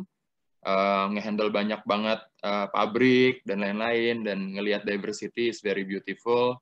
Habis itu dapat kesempatan untuk kerja di Kraft Heinz. Jadi kalau teman-teman tahu sirup ABC atau sambal ABC, nah kita tuh produsennya, dan Kraft Keju, kayak gitu. Nah, waktu itu nge-handle internal communication sama crisis management, gitu. Jadi aku nge-handle Filipina, Indonesia, Singapura, Malaysia, Papua Nugini, dan Vietnam waktu itu. Nah, jadi banyak banget closely with the global team, gitu. Dan bolak-balik ke Jakarta, Singapura lah, intinya gitu. Nah, terus waktu itu Tuhan buka jalan buat aku untuk masuk ke industri yang aku cintai banget nih, pariwisata gitu. Very closely to my passion gitu. Ya sebagai millennial tulen gitu ya, kan rada idealis gitu. Kayaknya seru nih masuk ke industri yang benar-benar sesuai dengan minat nih gitu. Dan di sini aku sebagai Culture Engagement Associate Manager. Culture engagement tuh ngapain? Basically kita tuh kayak orang marketingnya HR lah gitu. Kita handle employer branding, kita handle internal communication, dan kita handle people engagement. Jadi intinya gimana caranya bikin suatu sinergi atau kolaborasi di dalam perusahaan, orang tuh merasa belong kerja di perusahaan, dan bisa sinergi sama visi misi perusahaan, dan at the same time orang tuh tertarik join tiket.com kayak gitu. Jadi itulah yang basically kita kerjain. Dan during this pandemic, aku tuh diselect sama board of directors untuk masuk ke dalam suatu tim namanya BCP, Business Contingency Planning. Jadi basically kayak suatu tim isinya banyak leader-leader, VP-VP, dan beberapa selected people untuk nge-handle crisis management gitu. Nah, dan di sini benar-benar the role of communication and the role of synergies itu benar-benar jadi kunci gimana kita bisa bounce back di pariwisata. Nah, ngomong-ngomong tentang pariwisata, aku udah keliling dunia, aku udah lihat ya, maksudnya diversity, keberagaman culture dan nature dan lain-lain, dan aku bisa bilang nggak ada negara kayak Indonesia. Gitu. Indonesia tuh semuanya punya gitu. Kita nyari makanan enak banyak gitu, alam dari gunung sampai pantai dicari indah-indah banget gitu. Kalau main ke Banda Neira itu kalau nyemplung ke bawah itu benar-benar wah, koralnya di tengah danau gitu. Ada koral di tengah danau, cuma di Indonesia sih. Kalau main ke Kelimutu ada danau di atas gunung 3 warna. Nah, itu mungkin sesuatu yang benar-benar Indonesia tuh menang banget. Dan yang kedua, kita tuh punya culture itu, hospitality itu culture kita banget gitu. Mas Rifki, saya potong, sorry. Paparannya belum muncul, Mas. Hah? Belum muncul? Sebentar ya. Start screen. Oh, this one. Sekarang udah? Oh, udah, sudah muncul. Udah, oke. Aku lanjutin aja ya. Ya. Oke. Oke, tadi 2 slide-nya bentuknya seperti ini. Biar ada gambaran aja. Nah, ini kalau kita ngomong tentang Indonesia, ya Indonesia tuh hampir nggak punya, yang nggak dipunyain gitu ya. Aku tinggal di Australia udah 9 tahun gitu. Maksudnya, they can make such, apa ya, aku nyupir di Great Ocean Road, itu sebenarnya di Indonesia banyak yang kayak bentuknya kayak Great Ocean Road, cuman infrastrukturnya lebih bagus di sana gitu. Nah, makanya Indonesia tuh sebenarnya potensinya besar banget, cuman sebenarnya kerjaan kita nih sebagai anak muda, gimana caranya ngebuka akses nih buat pariwisata dunia nih. Jadi orang kalau datang ke Indonesia nggak susah gitu. Nah, that's why industri travel and tourism itu huge banget buat kontribusinya ke Indonesian economy.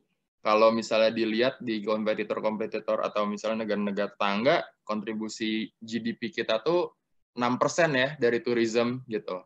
Di mana dari total orang yang kerja di sebuah industri, 10,5% atau 12.740.000-nya itu kerja di travel and tourism related field gitu. Jadi that's a lot of people gitu. Dan juga ada 21,5% bisnis di Indonesia itu related sama travel sama tourism gitu. Ada 5,8 jutaan gitu yang main di tourism gitu. Jadi ini tuh gede banget gitu. Jadi pasarnya besar, potensinya juga besar gitu. Nah, that's why tiket.com hadir gitu. Jadi kita ngelihat dari tahun 2015 Indonesia tuh udah kedatangan 9,7 juta international visitors untuk enter Indonesia. 2019 itu angkanya almost double ya, ke 16.10 million gitu. Which is kalau dilihat dari global scope kita tuh ranking 40 gitu. Dan dari segi natural asset kita tuh rank 17 gitu. Jadi harusnya kita bisa masuk top 20 nih kalau misalnya kita terus develop nih. Tapi unfortunately, as I mentioned, Indonesia tuh score rather low ya in terms of infrastructure gitu. Jadi kalau misalnya datang ke satu site itu informasi untuk ke dalam site-nya itu masih minim banget gitu, atau kayak nggak ada akses jalan ke sana gitu. Jadi kayak some aspect of tourist service sama infrastructure itu masih sangat underdeveloped di Indonesia. Nah, oleh karena itu, tiket.com itu kita ngelihat juga digital penetration di Indonesia, jadi orang yang udah punya akses internet di Indonesia itu udah 57% and ever growing, it's always growing. Gitu. Jadi e-commerce sama digital massive potential tuh udah gede banget gitu sebenarnya. Dan sebenarnya industri travel agent tuh udah ada gitu. Beda sama e-commerce gitu. Kalau e-commerce kan masih exploring ya, huge potential, huge market potential, tapi masih exploring untuk bikin profit. Kalau online travel agent tuh sebenarnya udah ada, travel agent tuh udah ada gitu, udah profit ya. dari dulu gitu. Ada banyak traditional agents gitu. Cuman bedanya kita dengan banyak traditional agent, kita tuh masukin banyak unsur teknologi gitu. Jadi daripada kalian harus capek-capek macet-macetan nih untuk booking satu tiket, and then you don't know gitu kan sebenarnya tiket available apa enggak, now everything is just a fingertip away gitu. Jadi kalau misalnya logikanya adalah kalau misalnya intensitas dan komoditi itu bisa dipercepat, bisa disimplify, in the long term, growth market Indonesia juga bisa lebih cepat gitu. Kita bisa lihat sendiri gitu dengan adanya growth-nya e-commerce gitu. Logistik, dari segi logistik juga kan international environment juga jadi lebih rapid nih dengan ada e-commerce gitu. Dulu harus datang ke toko, sekarang tinggal pencet nyampe gitu kan di rumah. Nah, likewise the same psychology, the same mindset kita terapin buat pariwisata. That's why our vision itu to be the most consumer centric online travel agent di dunia. That's our vision gitu. Kita pengen ada nih perusahaan Indonesia yang dikenal di dunia. Kalau kita ngeliat Google dikenal di Amerika, kita pengen tiket.com itu punya Indonesia, pemain tourism terbesar di Indonesia gitu. Dan our mission is growing Indonesian tourism using awesome technology gitu. Jadi bukan cuma nge-simplify, tapi kalau teman-teman buka tiket.com itu banyak promo-promonya tuh buat destinasi-destinasi dalam negeri gitu. Jadi kita lebih banyak ke datengin wisatawan mancanegara untuk datang ke Indonesia gitu. Because we want to be your window to the world, and we want the world to be the world's window to Indonesia gitu. Jadi dua arah gitu. Dan kita juga pengen bikin travel spots and culture Indonesia itu much more accessible gitu, supporting the hugely impactful tourism industry to bring Indonesia to become a developed country to tourism gitu. Jadi kita mimpinya tuh pengen bikin Indonesia tuh jadi negara maju melalui pariwisata. Dan kita udah jalan 9 tahun, baru 9 tahun, kita udah punya lebih dari 15 juta download, dan tahun lalu kita tuh dinobatkan sebagai the fastest growing online travel app di dunia. Gitu. Jadi, we're the fastest growing online travel app di dunia dari segi growth. Dan produk-produk kita seperti yang bisa dilihat, kita tuh jualan kita membuka kayak semacam marketplace buat airlines, buat hotel, buat train, buat karen, buat event dan attractions gitu. Jadi kalian nih kalau misalnya pengen nonton DWP nih, ya kan, di Bali nih, gitu kan, kalian nggak usah buka-buka nih different websites nih. Everything is just a fingertip away. Mau beli tiket konsernya ada di tiket.com. Mau terbang beli flight-nya ada di tiket.com. Mau nginep di hotelnya ada di tiket.com. Di sana nggak ada mobil, pengen nyewa mobil, ada di tiket.com. Setelah nonton konser, pengen masuk ke suatu atraksi atau tempat wisata, ada di tiket.com. Jadi, mau kemana semuanya ada tiketnya, gitu, kalau di kita. Nah, dan talent profile kita udah grow banget ya. Ini employee numbers kita, statistik kita. 94% itu millennial workforce gitu. Jadi banyak anak-anak muda kenceng gitu di tiket.com. Dan kita tuh udah berada di 6 negara sekarang gitu. Dan kita punya 16 different nationalities di tiket.com sekarang. Dan di mana 24% itu first jobber. Jadi kita ngebuka internship itu benar-benar karena sekarang kan kita perlu, kalau di industri itu sekarang mau jualan apapun yang menang tuh bukan yang besar, tapi yang cepat beradaptasi. Jadi kita benar-benar open from bottom up ideas. Jadi kalau dede di sini lagi nonton nih, pengen nyari internship, ntar tinggal kontak gue aja. Yoi. Nah, jadi itu kita benar-benar mencari gitu yang benar-benar kita bisa innovate cepat. Dan 56% employees kita tuh di teknologi gitu. Jadi benar-benar nikahin teknologi sama pariwisata. Kita sekarang punya 912 employee dan 38% women. Nah, tapi an interesting fact adalah 42% dari senior leader kita itu women. Gitu. Jadi kita mencoba untuk nge-balance juga tuh dari segi gender diversity-nya. Nah, ini lokasi-lokasi kita banyak di Indonesia, tapi juga kita punya branch office di Singapura, di Hong Kong, di Thailand, di Kuala Lumpur, dan kita punya Tech and R&D Center di Vancouver, di Canada. So we have a Tech and R&D Center, sekitar ada 20 employees di sana, dan kita ngebuka magang juga buat teman-teman kita yang kuliah di Harvard, kuliah di MIT. Jadi kalau misalnya mereka kuliah di orang Indonesia, kuliah di Amerika, jadi nggak usah jauh-jauh untuk pulang ke Indonesia untuk magang, bisa langsung dari Kanada aja kayak gitu. Dan karena kita web based dan digital based, kita bisa kerja remote juga kayak gitu. Nah, ini langsung masuk ke topik aja. Ini adalah, mungkin tadi udah sempat dibahas juga sama Bu Laksmi ya, lebih detailnya, lebih holistiknya. Tapi intinya, dengan adanya pandemi ini, tourism and leisure tuh kena hitnya parah banget gitu. Dari semua industri yang ada di dunia, kita yang kena hit paling gede gitu. Mungkin kalau teman-teman di sini ada satu hal lagi tuh, ICT tuh, communication online tuh besar. Contohnya kita lagi ngobrol melalui Zoom seperti ini, wah ini mereka cuan banget nih gitu. Dan mungkin teman-teman di sini ada yang main Mobile Legends atau PUBG gitu. Nah, itu juga mereka adalah industri yang lebih banyak diuntungkan gitu. Nah, juga medical and services juga besar ya, karena ada paranoia tentang health urgency gitu. Food processing and retail juga pastinya naik gitu, karena kan juga orang-orang kan jadi parno pengen keluar rumah gitu. Jadi sekali beli langsung bulk gitu kan. Nah, jadi personal handicare of course, sekarang kan harga masker itu udah susah banget dicari kan gitu. Jadi komoditi yang setiap hari dipakai sekarang. Dan juga e-commerce juga naik gitu karena orang takut keluar gitu. Jadi orang pengennya langsung instan aja, langsung di-deliver ke rumahnya kayak gitu. Jadi ini adalah kira-kira yang terjadi. Jadi kalau ngelihat di spektrum sebelah kiri itu lebih banyak yang investment tinggi gitu. Seperti dimention tadi, kita mungkin akan menghadapi economic crisis gitu. Jadi orang-orang tuh lagi takut-takutnya untuk ngecairin aset gitu. Jadi susah ngecairin aset karena mungkin harga tanah juga naik gitu. Harga tanah juga turun gitu. Tapi nggak ada yang berani beli gitu. Jadi orang-orang ini lagi benar-benar banyak yang nimbun cash lah gitu. Nah, jadi inilah impact-nya gitu. Jadi mereka lagi nge-reprioritize gitu. Yang paling penting buat hidupnya apa gitu. Kesehatan dulu, makan dulu. Jadi jalan-jalan belakangan kayak gitu. Nah, ini hit us heavily lah gitu. Dan juga kelihatan dari tourist arrivals in Indonesia. On average dari tahun 2011 sampai tahun 2018 kita tuh biasanya punya sekitar 830 ribuan orang per bulan datang ke Indonesia dari segi foreign travel.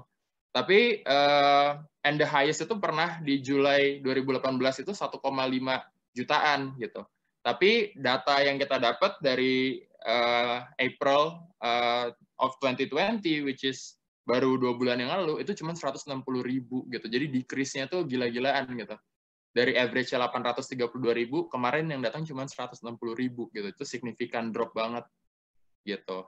Nah, jadi apa nih faktor yang paling bisa impact ke bisnis gitu? Dari semua hal yang ada, yang paling susah banget di get turn around adalah sesimpel ya negara-negara tetangga dan negara-negara lain itu lagi menutup border gitu. Jadi government policy on international lockdowns and travel restriction tuh result to 87.4% drop di OTA market. Jadi kalau kalian ngelihat semua online travel app ya yang kalian suka beli di online, itu kita semua lagi suffer banget gitu. Malah ada beberapa perusahaan yang sampai tutup gitu kan. Nah, jadi the number of foreign tourists arrivals to Indonesia top destination di April 2020 itu drop-nya tuh hampir 100% semua gitu. Mungkin Yogyakarta masih sedikit lebih enggak karena sampai sekarang kan angka COVID mereka kan masih paling minim gitu. Tapi juga kena hit abis-abisan gitu kita di kota-kota besar kita. Nah, jadi how does this impact our business gitu? Sebenarnya banyak banget faktor yang bisa aku share, cuman mungkin ngelihat waktu juga, aku coba ngelihat yang top priority. Yang pertama tuh, kita tuh receive 1000% increase in customer refund and cancellation, gitu. Jadi biasanya kita dalam per menit itu bisa ada 30.000 order per menit di in our app. Itu tuh semuanya bayangin minta refund gitu, karena cancel refund gitu. Dan kalau misalnya kita nge-cancel, itu kan berarti kan revenue kita kan investment-nya jadinya ketarik balik gitu kan. Nah, jadi itu benar-benar sadis gitu buat kita gitu. Terus yang kedua, biasanya kalau travel itu paling gede itu di saat mau mudik, di saat Idul Fitri, peak season tuh gitu. Jadi kita miss peak season-nya Indonesia nih tahun ini gara-gara ada PSBB. Terus we also experience massive drops on flights and hotel bookings, of course. Terus juga kita punya postpone sama canceled events gitu. Jadi konser-konser, terus event-event seminar yang tadinya udah partner sama kita, itu jadinya di-cancel atau malah dibikin online kayak gitu. Jadi banyak banget contohnya kayak BEC kan, kita sekarang jadinya kapan lagi gitu kan, conference internasional pakai celana pendek gitu kan, nggak pernah gitu. Ini rapi di atas aja, bawahnya celana pendek nih sebenarnya gitu. Nah, terus dan of course working conditions change gitu dengan masa pandemi ini. Orang-orang jadi kerjanya WFH, kalau orang kerja WFH, terus saya productivity orang juga jadi berubah, way of working-nya beda, culture-nya beda gitu. Jadi ini semualah yang jadi key topics yang kita coba address sebagai pemain di tourism industry. Jadi gimana tuh caranya kita survive gitu? Alhamdulillah sampai sekarang itu kita tuh belum nge-layoff orang gitu. Di saat banyak perusahaan-perusahaan lain tuh udah banyak massive layoff gitu. Maksudnya banyak banget kompetitor kita tuh udah nge-layoff 50% karyawannya, international teamnya banyak yang di layoff gitu. Ya karena gimana gitu, nggak ada pemasukan gitu, dan kebanyakan dari kita kan belum profit gitu. Jadi gimana gitu cara cash flow-nya bisa survive gitu. Nah jadi something that we do ini aku bagi jadi sisi bisnis sama sisi people. Dari segi bisnis yang pertama kita bikin internal process efficiency projects. Jadi kita benar-benar lagi nge-realign yang paling penting di bisnis itu sekarang apa gitu. Yang nggak penting-penting, yang nggak urgent-urgent, di-cut aja dulu budgetnya gitu. Jadi we try to marginnya tuh coba dari cost saving dulu nih sama proses efficiency.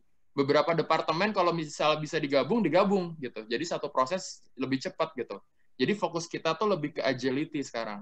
Gitu. Terus yang kedua, kita shift priority from business growth ke customer service. Gitu. Jadi saat kita lagi nggak bikin uang, gitu, saat kita lagi industrinya lagi down, kan perusahaan punya pilihan kan, either kita bikin pecat massal gitu untuk menyelamatin perusahaan atau gimana nih gitu. Nah kemarin aku sih inspired banget ya by leadership-nya yang ada di tiket.com. Mereka sempat berpikiran untuk waktunya sudah habis, jadi kalau bisa dipercepat aja Pak. Oke. Jadi basically kayak gitu. Jadi contohnya kayak kita kan sekarang refund jadi lebih tinggi gitu. Nah, anak-anak komersial kita tuh kita shift jadi jadi customer care gitu. Jadi gimana nih cara ngerealokasiin business priorities gitu. Dan kita juga analyze new normal opportunity itu seperti apa gitu. Nah, dan we always put people first gitu. Karena kalau kita nge-lay off banyak orang sekarang, nanti kita harus nge-hire lagi jadi lebih mahal kayak gitu. Nah, ini ada beberapa video sebenarnya bisa dilihat di People at Ticket juga, beberapa hal gimana cara kita support business progress, bisa dilihat di LinkedIn. Nah, ini juga justru momen-momen kayak gini kita harus justru meluk orang-orang gitu. Justru kita harus meluk orang-orang, kita harus keep them engaged, keep them well known, leadership, communication harus lebih jalan. Nah, terus tapi kita don't worry, kita tuh udah pernah pernah experience hal yang mirip walaupun kita sempat drop, tapi lewat SARS, MERS dari previous pandemics kita selalu survive gitu. Jadi demand untuk travel tuh akan selalu naik gitu. Jadi kita selalu confident gitu. Jadi sekarang kita lebih fokus di development aja dulu. Nah, by 2037 kita juga bakal jadi one of the largest travel market gitu. 2017 mungkin masih nomor 10, nomor 4 nih kita di 2030. Jadi kita masih confident lah gitu bahwa ini tuh pasarnya masih akan terus growing. Jadi our focus is to help Indonesian tourism and industry to rebound, justru key message-nya. Ya sekarang tuh bukannya masalah bisnis, masalah cuan, tapi sekarang yang kena tuh di industrinya, bukan bisnisnya gitu. Jadi fokus kita gimana nih caranya kita bisa kolaborasi sama banyak pihak untuk justru nge-rebound balik nih ekonomi pariwisatanya gitu. Contohnya kita punya beberapa inisiatif seperti tiket.com berbagi, di mana kita minta customer kita untuk spend Tix Point-nya jadi donasi buat tenaga medis. Ini ada provokatif bentuknya, tapi videonya tidak seperti ini, bisa dilihat di LinkedIn. Ini lebih ke Tix Clean, jadi kita partner sama hotel-hotel dan partner sama airline-airline untuk memberikan safety protokol. Terus kita juga explore nih banyak inovasi, kayak explore digital experiences. Kayak kemarin konser Vidi Aldiano sama Rosa kita bikin jadi online. Nah, terus kita juga pengen jadi satu go-to platformnya lah kalau buat orang-orang buat tahu the most updated regulation government tuh kayak gimana sih gitu, dan policy-policy di travel kayak gimana. Jadi kita ngebantu government dari segi konten juga. Dan kalau pengen tahu lebih lanjut bisa follow Instagram kita di People at Ticket, karir website, dari segi medium, dan di LinkedIn juga bakal banyak informasi. Jadi that's it from me sih. Let's work together to rebuild Indonesian tourism. Makan nasi campur pakai lasanya. Terima kasih. Ada yang mau nanya? Udah itu aja. Terima kasih banyak Mas Rifki untuk paparannya. Ini menarik sekali ya, banyak temuan-temuan baru, terutama ini dari pandangan yang berbeda ya dari sisi penyedia usaha. Karena udah banyak pertanyaan yang masuk, kita langsung aja masuk ke sesi pertanyaan yang pertama. Mungkin saya bacain dulu kali ya beberapa pertanyaannya untuk Mas Rifki dan Pak Reda. Mohon maaf Bu Laksmi, kebetulan ada jadwal lain, agenda lain, jadi tidak bisa ikut untuk sesi Q&A ini. Jadi hanya Mas Rifki dan Pak Reda saja ya. Saya bacakan pertanyaannya. Yang pertama adalah, bagaimana strategi engagement pengembangan ekowisata berbasis pengurangan risiko bencana dan berprinsip inklusif, aksesibel, aman dan nyaman bagi disabilitas dan kelompok risiko lainnya. Mengingat sekarang tempat-tempat wisata kan kebanyakan ditutup ya untuk kelompok-kelompok yang lebih berisiko terkena COVID-19 ini. Dan termasuk juga masa di normal baru ini. Pertanyaannya dari Bapak Rafiqul Hidayat, Arbeiter Samariter Bun. Dan pertanyaan yang kedua, ini terkait penerbangan. Jadi sejauh mana kira-kira, kan kita ada aturan nih terkait penerbangan domestik dan internasional. Kira-kira menurut Mas Rifki dan Pak Reda, sejauh mana sih dampak aturan penerbangan domestik dan internasional di era new normal terhadap pariwisata di Indonesia? Pertanyaannya dari Bapak Ridho Ilahi di BPS Kota Bangka. Mungkin itu dulu kali ya, bisa dijawab sama Mas Rifki dan Pak Reda. Terima kasih. Oke.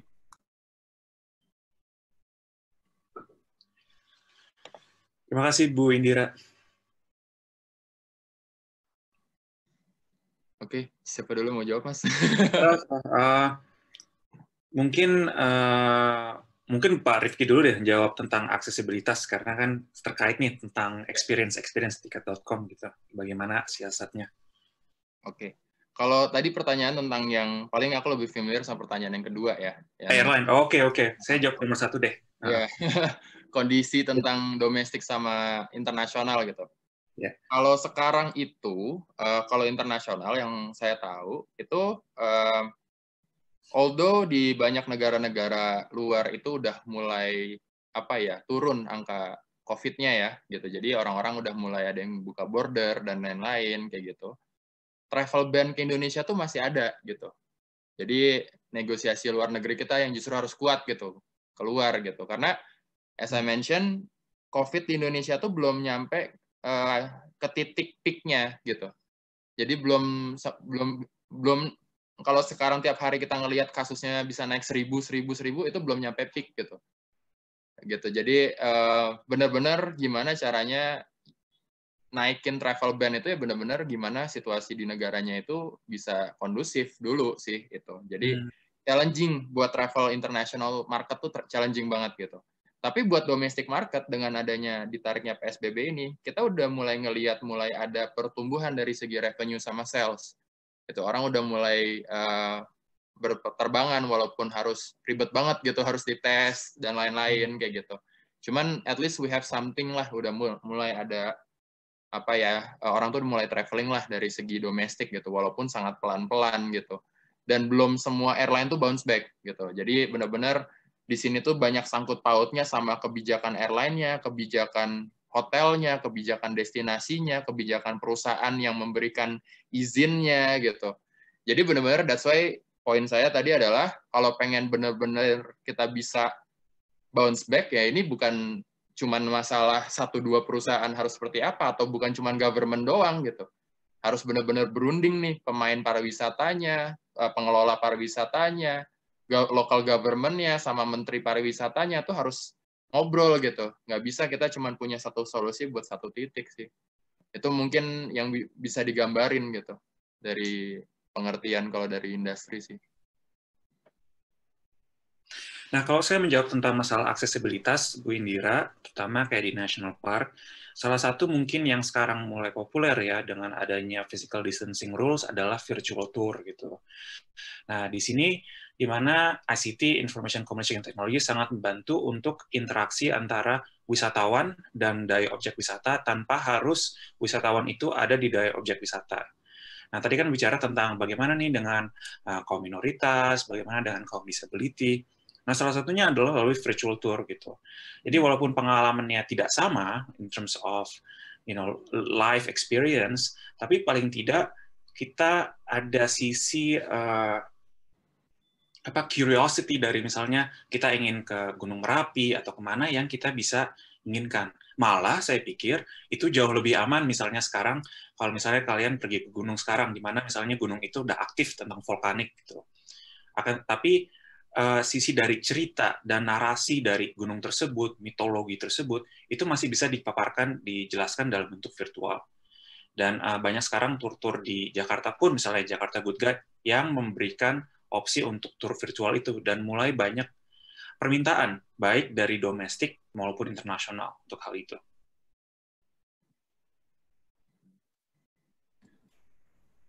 Baik, terima kasih untuk Mas Rifki dan Pak Reda untuk jawabannya. Saya buka sesi pertanyaan satu lagi ya, karena ada beberapa pertanyaan lagi nih yang belum terjawab dari para peserta kita hari ini.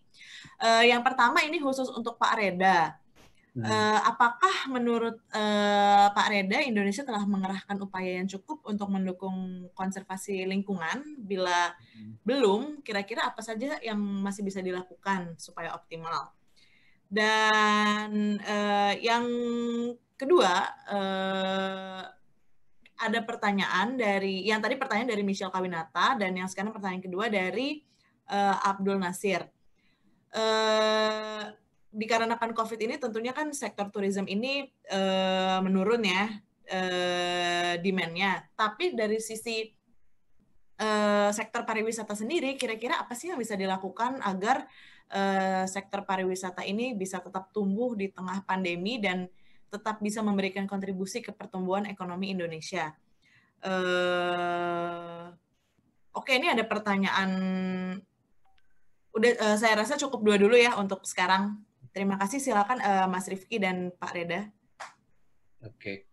Untuk lingkungan, saya pikir mulai ada gerakan kesadaran ya, mungkin dari seriusnya perubahan iklim dunia, di mana sebenarnya kalau kita bilang pemerintah apakah sudah optimal, selalu belum sempurna, jadi selalu bisa ada kesempatan untuk optimal. Tapi paling tidak ada kesadaran terutama di dalam masyarakat, so from bottoms up approach gitu dari komunitas, di mana dampak environment itu mulai berdampak terhadap aktivitas ekonomi mereka gitu. Contohnya misalnya di Bali kan ada beberapa disebutnya eco warriors ya.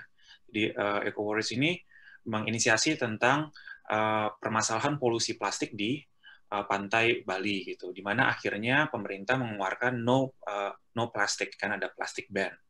Dan misalnya sekarang kita beraktivitas, misalnya kita ke grocery store gitu, kita juga sekarang kan sudah firma-firma itu sendiri juga sudah mengambil inisiatif di mana mereka tidak memberikan lagi opsi plastik terhadap konsumen gitu, dan konsumen by default, by design itu encourage untuk membawa carrier-nya itu sendiri. Nah, plastik ini kan sangat penting karena kita kan, I think kalau nggak salah Indonesia tuh polusi tiga terbesar di dunia gitu. Kalau ada saya pernah waktu itu baca di satu perusahaan, if you think about the plastics in the ocean, salah satu flow-nya waktu mereka trace terbesar itu ada di Indonesia.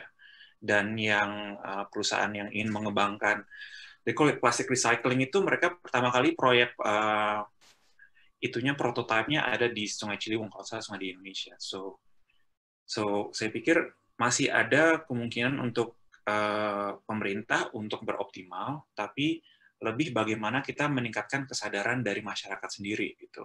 Dan masyarakat sendiri akan menimbulkan inovasi-inovasi baru atau tata cara baru tentang penanganan tentang environmental impact tersebut. Itu sih. Oke. Aku agree banget sih tadi sama Mas Reda ya, gitu, dengan poin-poinnya.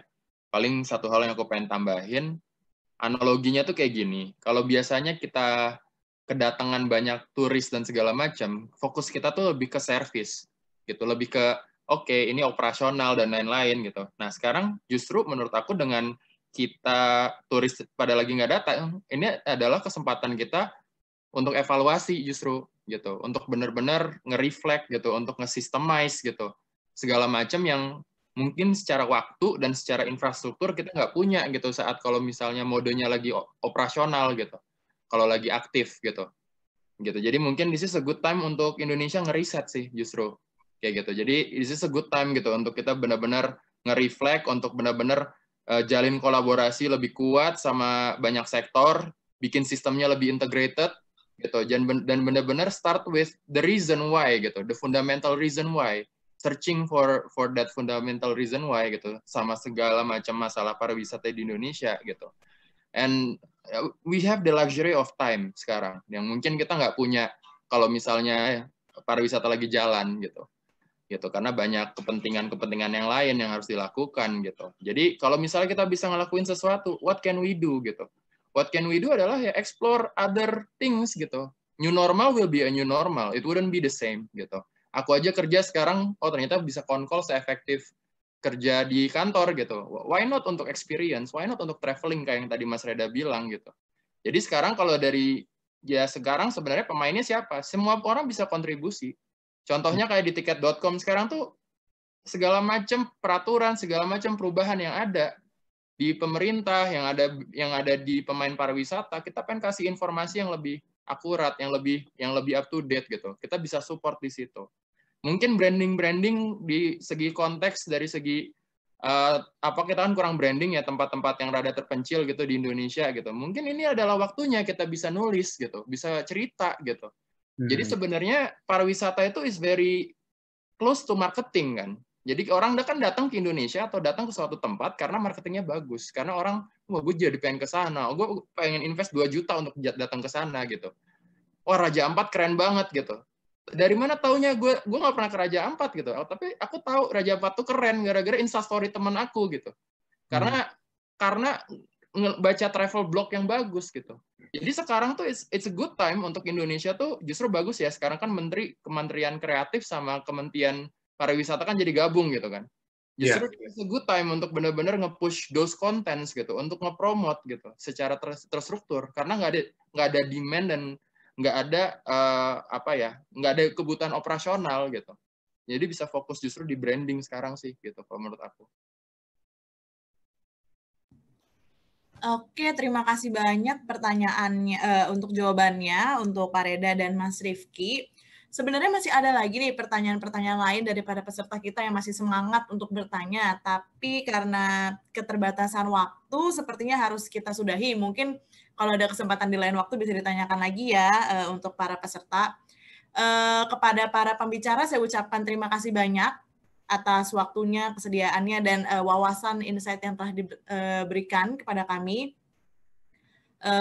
Kepada Bu Laksmi, mohon maaf Bu Laksmi kebetulan sudah tidak bisa join lagi, tapi masih bisa menjawab pertanyaan, tadi saya lihat via chat. Dan kepada Pak Reda dan kepada Mas Rifki juga, terima kasih atas waktunya.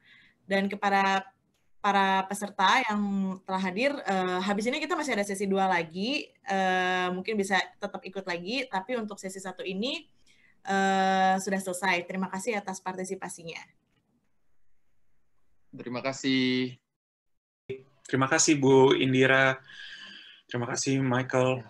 Ya, terima kasih sekali lagi. Terima kasih Pak Albert. WFH-nya jadi terima kasih sekali lagi atas diskusi tadi yang sangat menarik dari seluruh panelis dan juga moderator kami, Kak Indira. Kiranya diskusi tadi memperkaya pengetahuan kita mengenai daya dukung sektor turisme ini.